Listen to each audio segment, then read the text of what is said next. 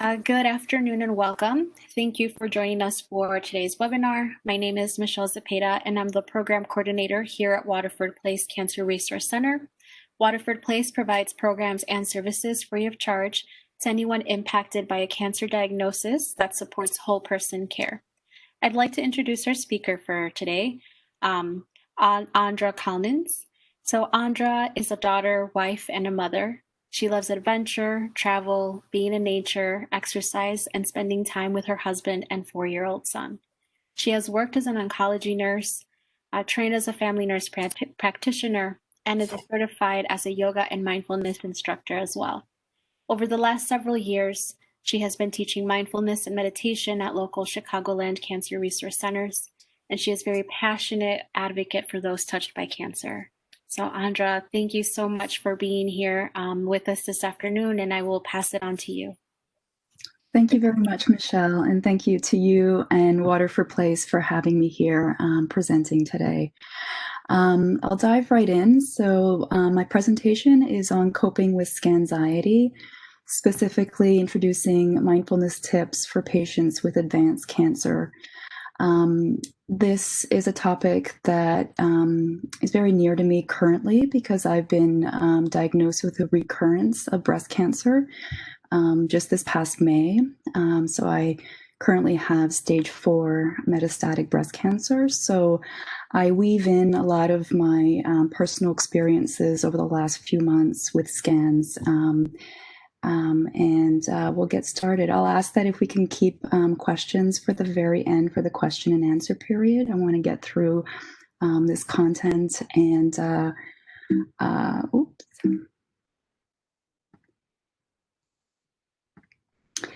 give you an outline of what we're going to cover. So we're going to look at what is Scanxiety.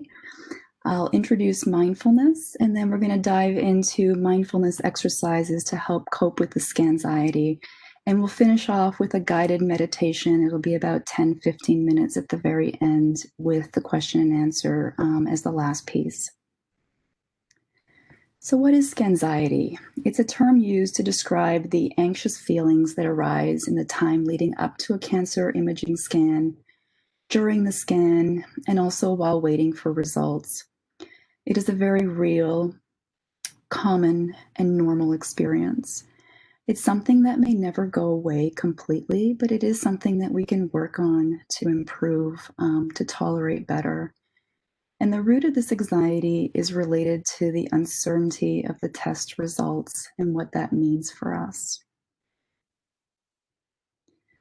I wanted to make this workshop specific to advanced cancer, not only because it's something that I'm going through personally, but it is a special group of people that face specific challenges that other stages don't necessarily face. So in advanced cancer, we're living with a chronic life-threatening illness. It's unlikely to be cured, and the result of each scan can literally be a matter of life or death. So here in these bubbles, these are all the what ifs, new twinge that you're feeling. Does it mean progression, or treatments aren't working, or we're running out of treatment options, and eventually facing death and all the questions that come up with that. I put this slide in because this is how this is how his scan anxiety presents, and he refers to it as the sword of Damocles. It's an old ancient Roman tale that essentially describes that in the role of the king, there's always this sharpened sword above his head that is hung there by the thinnest simple thread. So it's a story that has that metaphor of impending doom, constant fear, like the king. People want to topple the king and the kingdom, and so that's that sword that is always sitting there, and you never know when it's coming down. So the symptoms of Scanxiety: physical symptoms, hyperarousal. So this can be anything, any combination of these: racing heartbeat, sweating, chest pain, headache, dizziness, dry mouth, nausea, tense muscles, upset stomach. Your anxiety could present as problems with sleep, difficulty falling asleep, waking up during the night and not falling back asleep. It can be fatigue. Emotional symptoms of Scanxiety can be just that, being on edge, apprehensive, irritable, difficulty concentrating, intrusive thoughts of the scan and the what ifs coming into your mind. It can be catastrophizing, always expecting the worst case scenario from every scan. It can also present as being controlling. We don't have control over our disease and how it progresses, but then we can compensate by controlling other parts of our lives, our relationships, our daily habits, etc. So it's really important to address Scanxiety, and I thank you for coming to this workshop because it is associated with impaired quality of life. There's actually research that's done on Scanxiety. It affects our capacity to lead a normal life. And then our body is constantly in that fight or flight. It's the stress response with that anxiety and the threat of what the scan's results will be. And it's living in that chronic state of stress that that's not healthy, that doesn't help our well-being and our coping with the cancer. Interestingly, research shows that Scanxiety is more likely in advanced disease for those that have more pain, for those that are going through a really intense treatment regimen with a lot of side effects. For those that have more frequent scans, my scans are every 6 weeks. I'm part of a clinical trial, and so every 6 weeks it comes back. There are those that have scans every 3 months, every 6 months, so it really does vary. It's also more likely when there's less social support. They found that those that were divorced or separated and didn't have that strong partner of support by your side made a difference, and also younger age. So before we dive into mindfulness, I just wanted to mention that there are many things that you can do to help you with the Scanxiety. And in order for that mindfulness piece to work effectively, it's good to approach this globally, holistically. So looking at your lifestyle, and what works for you specifically: physical activity, getting moving, getting some of that stress out by exercising, looking at your nutrition, your sleep, your relationships. The weeks leading up to the scan, reading a good book, music, listening to podcasts, meditation apps. Also, the day of your scan or in the waiting room, having some of these resources available. Plan ahead. Schedule scans early in the day if you know it's really tough to wait it out. Anticipate long waits with your scans. I'm very lucky that I get to see my oncologist several hours after the scan, so I get my results on the same day. But for many people, you have to wait multiple days. Make a plan with your care team. Know when you're going to get the results. Discuss all that with them. So that you can anticipate and you know when you'll have those results. And generally advocate for yourself, be informed, have a plan for different scenarios, the different what ifs. And then find the support that you need through workshops, something like this. There's actually support groups out there that specifically are for Scanxiety. So there's a lot of resources and help out there. Diving into mindfulness, I love this expression: you can't stop the waves, but you can learn to surf, which is essentially what mindfulness is all about. We can't stop our diagnosis, our treatment, what happens to us, but we can learn to be with it in a better way. So mindfulness is the awareness that emerges when we pay attention on purpose in the present moment, without judgment, in the service of greater self-understanding, wisdom, and well-being. Mindfulness is not about emptying the mind or never having a negative thought. It's about bringing kindness and understanding to the thoughts that are arising and learning about the mind-body connection from them. We have the monkey mind. Our minds are like a little monkey who likes to wander from branch to branch, jumping from one thought to another, and that is completely normal. It likes to constantly swing between the past and the future. So our mind is habitually in the past. We're ruminating about the past. For me, I wonder the the what ifs if I had gone to see my oncologist earlier on the first onset of the little twinge of different sensations that I was feeling. The why me, ruminating about the future, worried about the future, all the what ifs. But mindfulness is inviting that little monkey to rest on the branch for a moment and just to breathe. And we're going to go through some exercises in a little bit so you get a better idea of how can you become that little monkey that sits and breathes. Because in essence, it's something that seems really simple, but is really challenging to get there. So the foundations of mindfulness, this is the why, what, and how of mindfulness. And I want to briefly just go over this. So the why is your intention. So even your intention coming to this workshop and learning more about this, it's to cope with the anxiety, the scanxiety. It's to regulate your emotions. It's to cope with the stress. The what is the attention piece, and that is paying attention.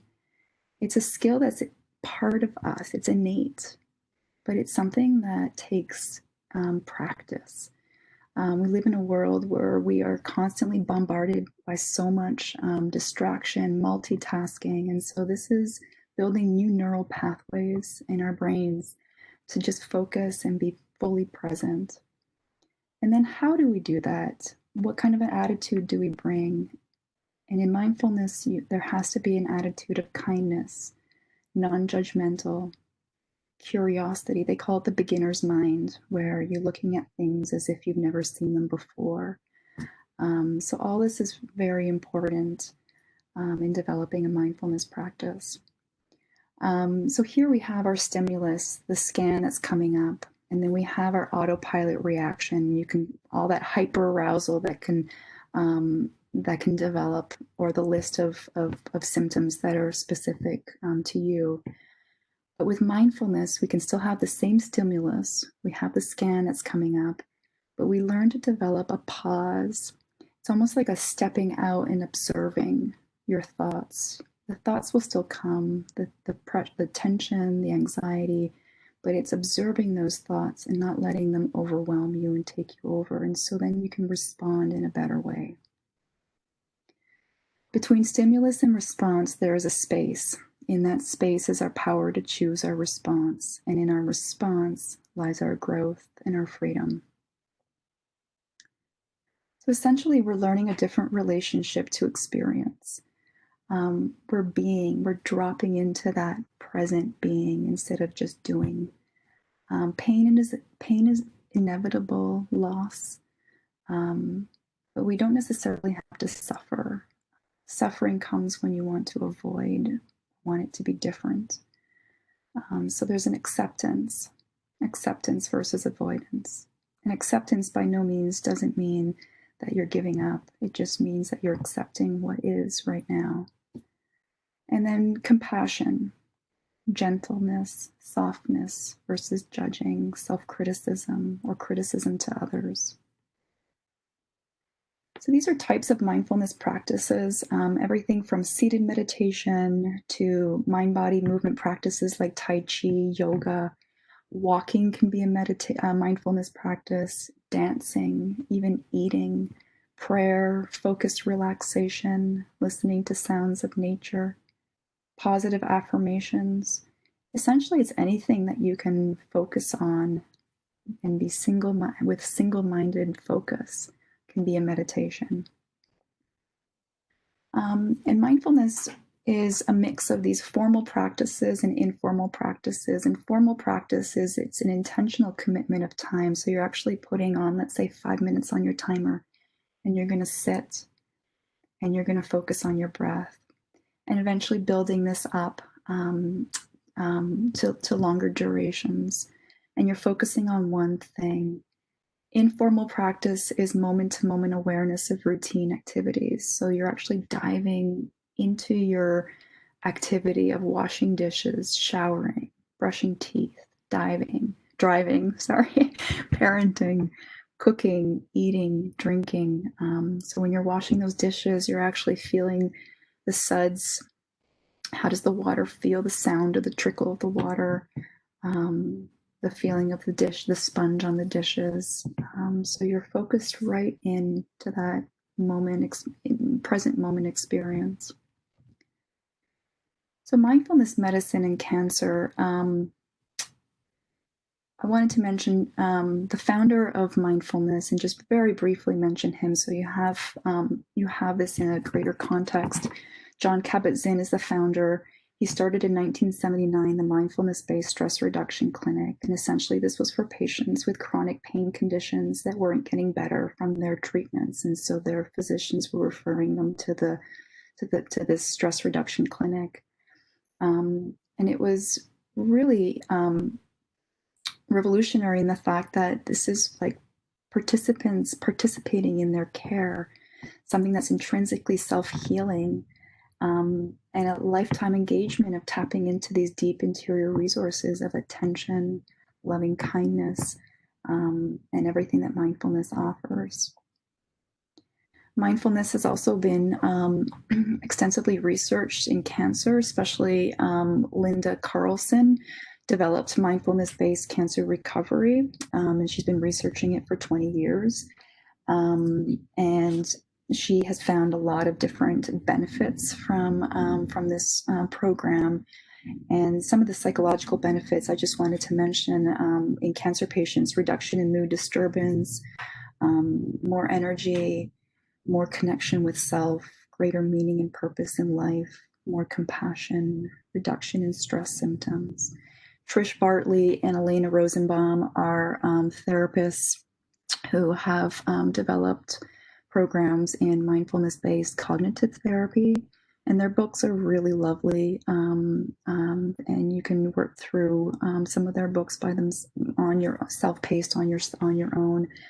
Elena Rosenbaum, she had cancer herself, so I'm very drawn to her work because she has lived it and has been there.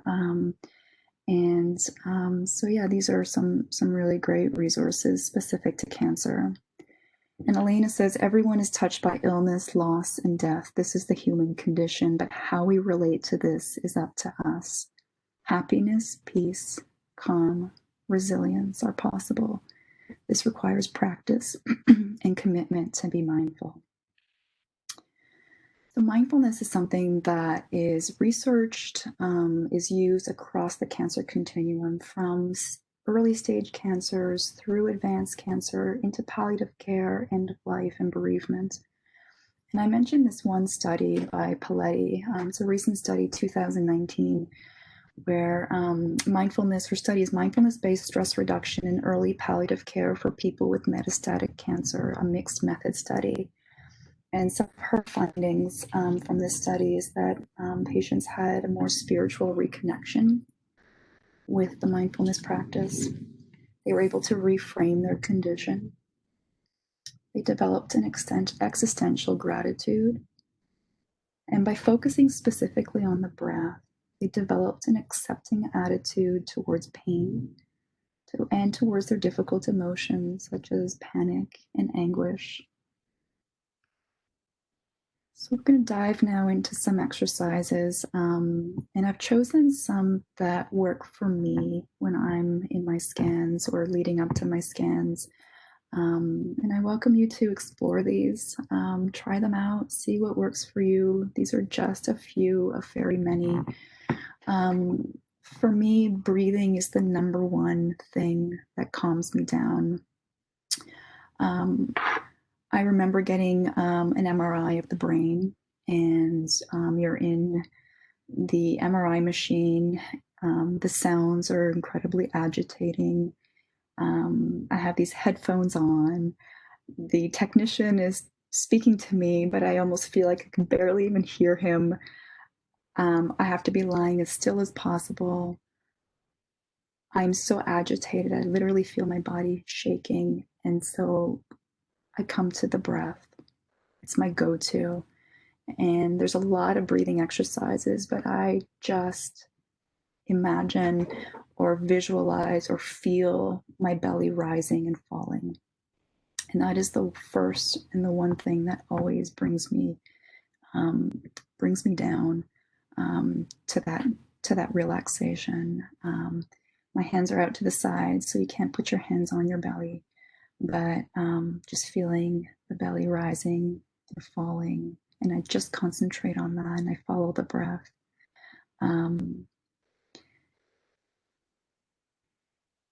Counting is another one, where once I've settled with that belly breathing, I focus on counting one, inhaling one, and exhaling. Inhaling two, and exhaling. Inhaling three, and exhaling, and so forth. And I count from 1 up to 10. You can also count backwards from 10 to 1. You can also count the length of the inhales and exhales. So inhaling 1, 2, 3. Exhaling 1, 2, 3.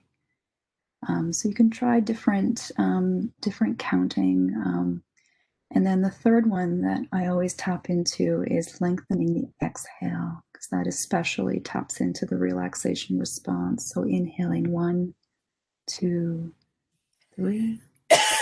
Exhaling 1, 2, 3, 4. And you can find what we all have a different capacity for our breath, so you can count with the numbers that work best for you. So the breath is the most powerful for me. It's the most powerful anchor into the present moment. So this is the cycle. I just wanted to show that you set your intention. I'm going to pay attention to my breath. You focus your attention on the breath.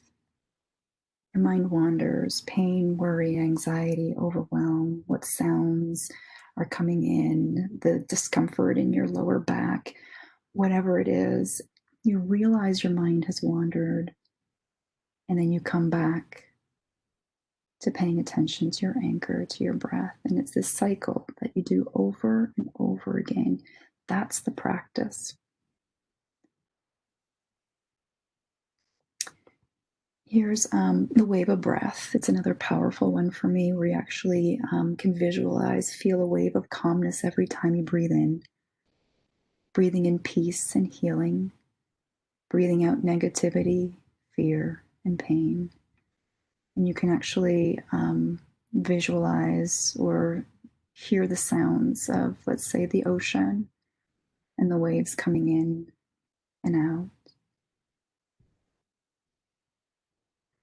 Which brings us to one of my other powerful tools, visualization and imagery. And I say, well, pro athletes use visualization to visualize the end result that they want. We can also do the same.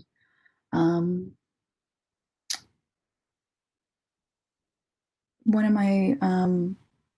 of my powerful visualizations is being a mountain. And you can actually, even as you're seated here right now, you can sit tall, solid, centered, majestic, unwavering in your stillness.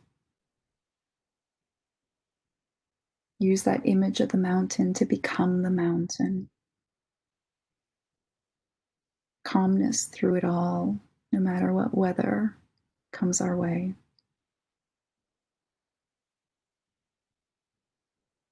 Another powerful visualization for me is the tree. Imagining being the tree, standing tall, strong, flexible, deeply rooted, nourished by the soil, standing through all conditions.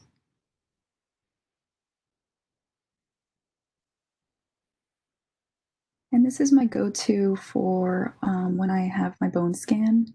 It's a longer visualization because I'm in there for a longer time. And so this exercise is called visualizing the calm. What brings you peace and calm? This is my place. This is actually my summer cottage where I grew up. It's where I spent a lot of summers with my grandparents. So when I'm in the bone scanner, I visualize with incredible detail a day when I was a little girl at my cottage. Everything from the moment I wake up and I see how the sun kind of shines in behind the curtains, to when I open the door and our family dog greets me with a wagging tail, to seeing my grandmother cooking, making me breakfast, eggs, bacon, hot cocoa, the smell of her when I hug her. So I ask you, what brings you peace and calm? And you can tap into this in the weeks leading up to your scan, the day of your scan, in the scan, after the scan. Take a few moments right now just to imagine your favorite color,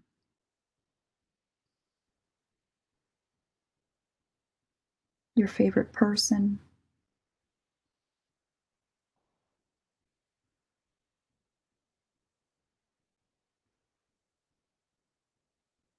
favorite animal,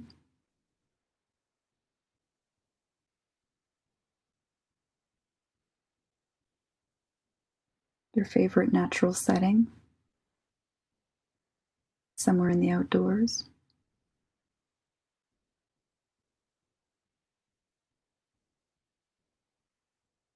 your favorite soothing activity.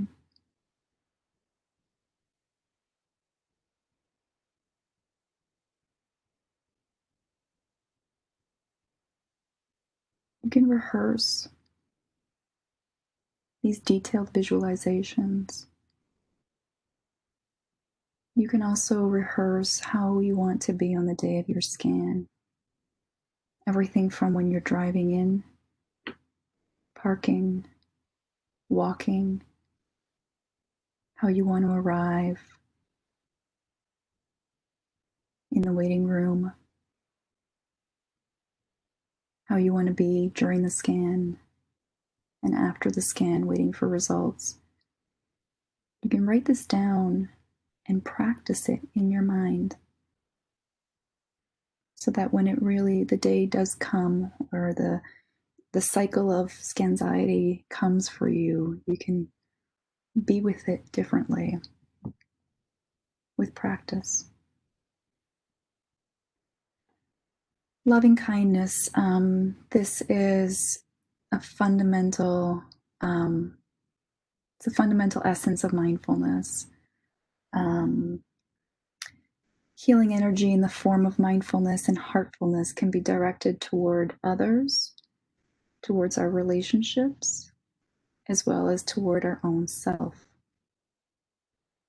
And sometimes it's hardest to direct it to ourselves. We can be really hard on ourselves. This is just a little glimpse of what a loving kindness meditation can be. When I sit in the waiting room, I look around at other people and I just wonder what their story is. And you can actually just silently to yourself, you can wish them well. I wish them well. I send them love. And here's a little meditation. May you be well in the midst of treatment. May you be peaceful in the midst of uncertainty. May you be safe and protected even in the midst of fear.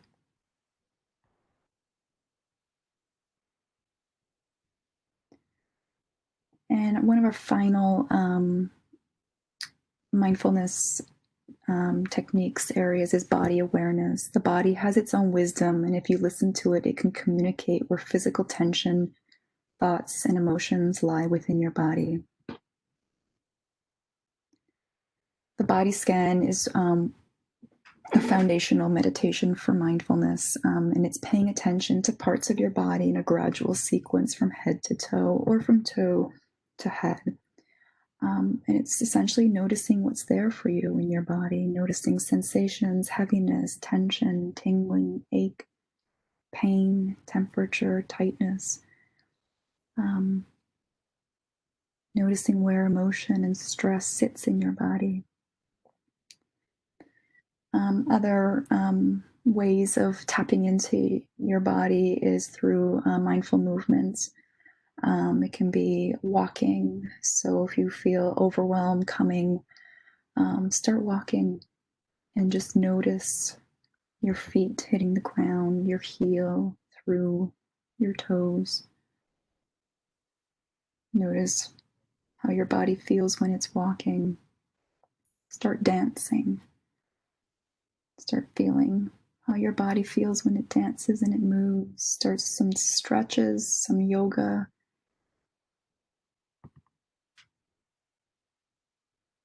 Movement is a wonderful way of tapping into the present moment, what your body is currently feeling.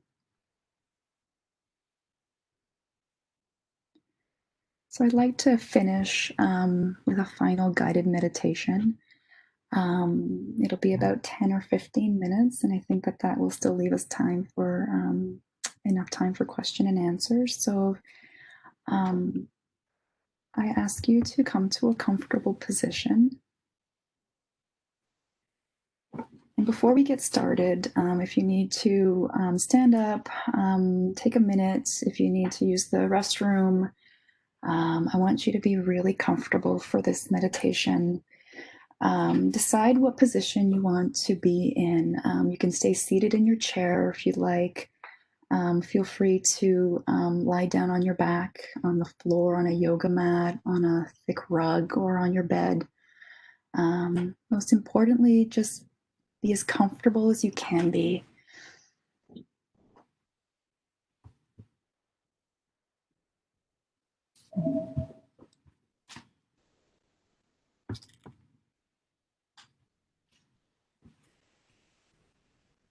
If you're lying on your backs, have your arms out by the sides. Feel free to have your palms open if that's comfortable for you. If you're seated, try to have both feet on the floor, sitting with a tall spine, relaxed shoulders, head in neutral. You can have your hands on your lap. You can even have them kind of at the base of your belly if you wish. And feel free to close your eyes.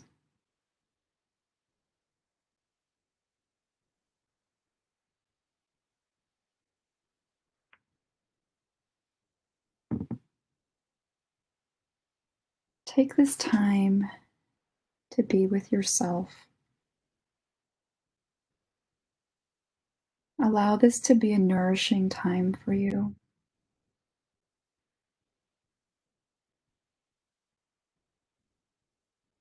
A time to open to the source of strength and healing within yourself. Remember not to try too hard to relax. Just allow you to be as you are right now. Let go of the tendency of wanting for things to be different. Allow yourself to be exactly as you are here and now.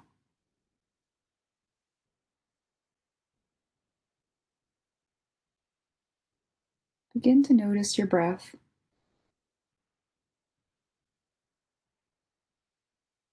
Notice your in-breaths and out-breaths.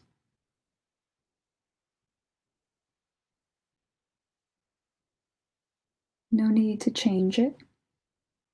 Just notice its normal rhythm, its normal ebb and flow.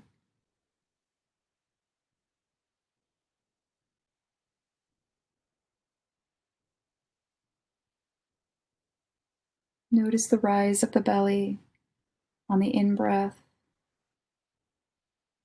and the fall of the belly on the out-breath.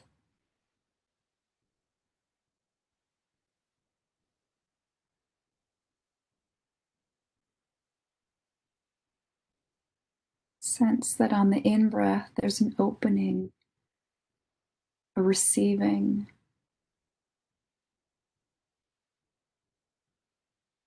and on the out-breath you're relaxing, releasing, letting your body sink a little deeper into the floor, into the chair.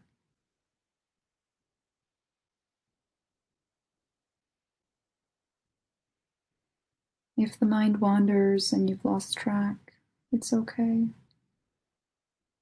Just come back to the breath and begin again.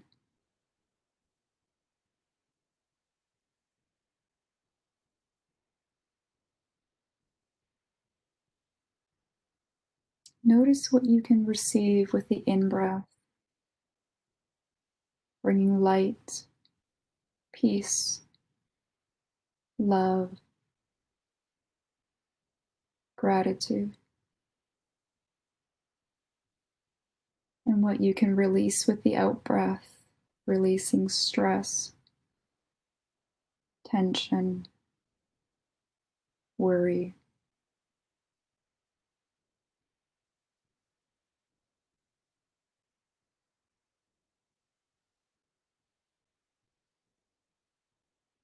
Now, bring your breath and attention to the muscles of your face, forehead, cheeks,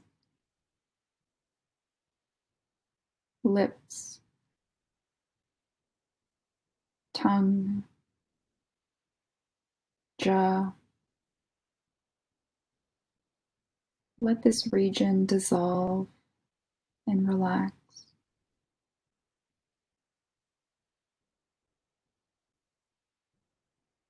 Become aware of the sensations at the neck and the shoulders. We hold a lot of tension in the shoulders.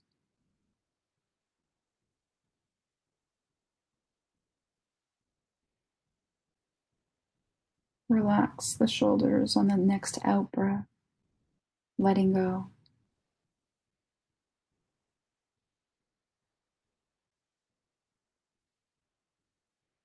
Bring the breath and your attention down the arms,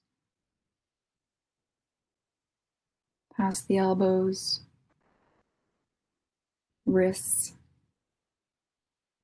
to the hands.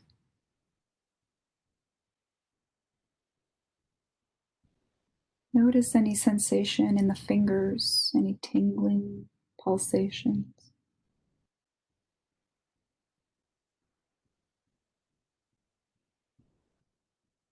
Bring your breath now to the front body, to the chest, heart, and lungs.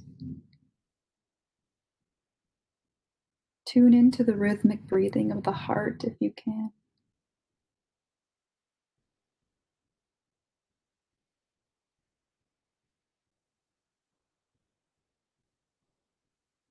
Notice the lungs expanding on either side.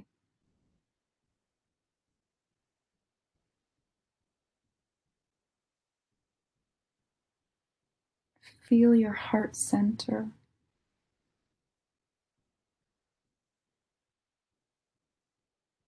Open. Receiving loving kindness.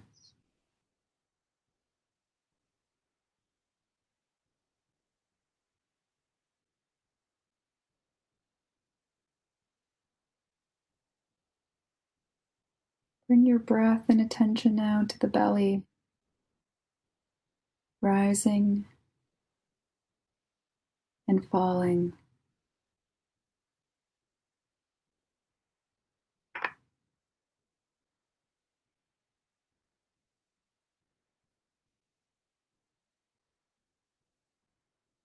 Allow your breath to travel down your pelvic region, past the buttocks, your legs, thighs, knees, ankles, and into your feet and toes.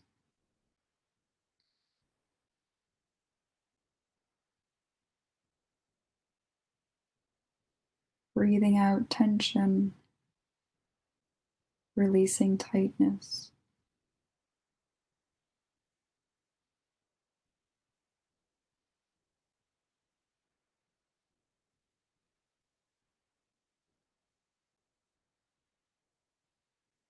Our feet do so much for us. Notice what you feel there. Any sensations?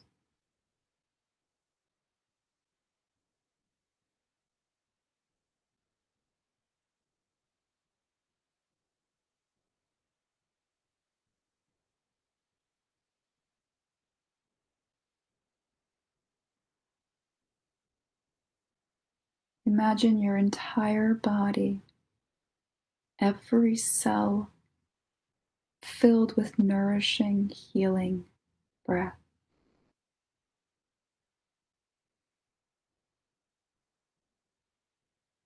And releasing that which doesn't serve us.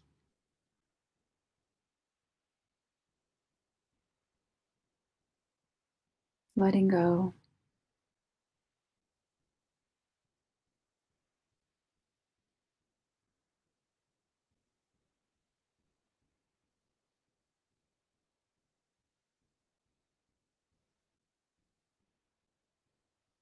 Letting your body just be relaxed and at peace.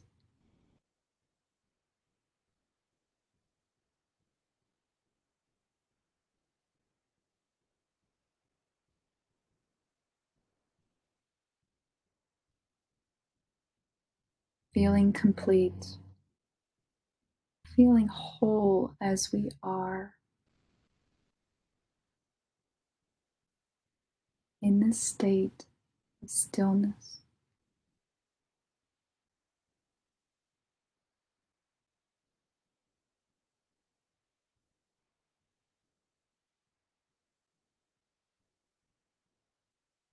Take a minute to be with yourself here and now.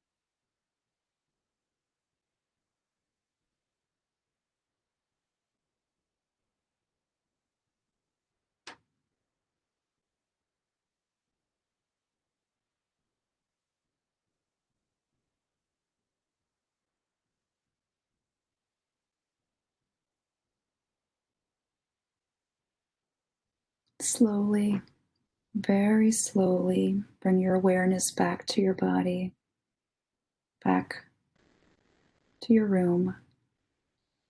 You can wiggle your fingers, wiggle your toes.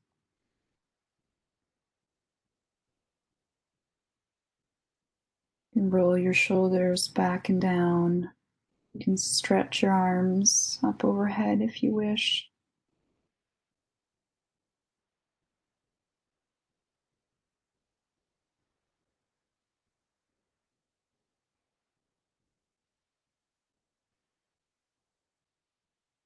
I invite you to let this calmness continue through the rest of your day.